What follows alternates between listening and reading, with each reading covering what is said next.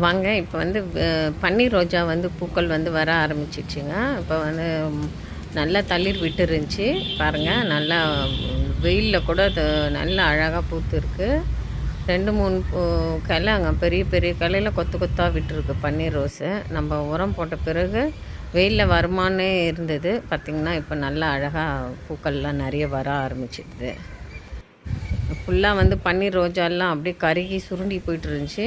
நல்லா வந்து நம்ம அந்த ஸ்ப்ரே எல்லாம் பண்ணி விட்டதுனால இப்போ பாருங்கள் எல்லாம் நல்லா பச்சை பசேல்னு எல்லா செடியும் நல்லா தளிர் விட ஆரம்பிச்சிச்சு. பூக்களும் நல்லா வந்து பன்னீர் ரோஜா வரோன்னு எதிர்பார்க்கல, ஆனால் பன்னீர் ரோஜாவும் பூக்கள்லாம் வர ஆரம்பிச்சிடுது.